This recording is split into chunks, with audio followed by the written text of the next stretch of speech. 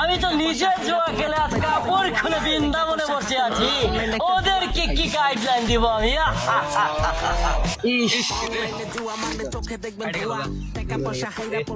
ভাই কি হয়েছে কি হয়েছে ভাই?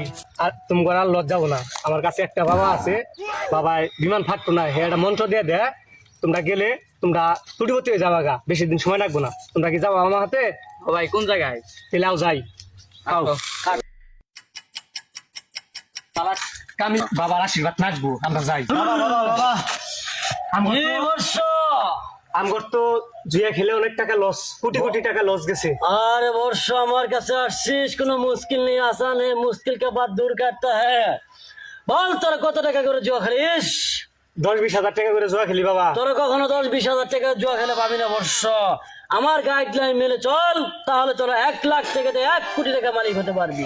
এটা কেমনে বাবা? হ্যাঁ আমি তোকে দোয়া করে দে। বল তোরা তিনজনে জুয়া খেলিস কিনা? হ্যাঁ বাবা, আমরা তিনজনে জুয়া খেলি।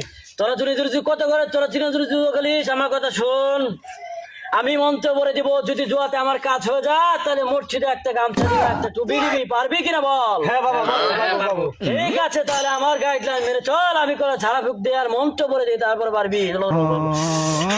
আর শোন আমার কথা বর্ষ, হ্যাঁ আমি বাবা। বলি তোরা 1 লাখ টাকা ভরবি, 1 লাখ টাকা ভরার পরে তোরা 50,000 টাকা ধরবি, 100 গুণে গুনবি। যদি তুলতে পারিস তাহলে তোরা কোটি কোটি টাকা মালিক হতে পারবি, আর না হলে তোরা পারবি না, বুঝছিস? 1 লাখে তোকে ভালো মতো ক্ষমতা আছে তোকে 1 লাখ টাকা? ঠিক আছে, 1 লাখ টাকা ভরবি, তারপরে তোরা 100 গুণে ধরে 50,000 টাকা ধরে 100 গুণে তুলবি, তাহলে 1 লাখ টাকা পাবি। যা তিনার মন্ত্র করে খাকা ভিক্ষা করে যা, ও যা পাবি।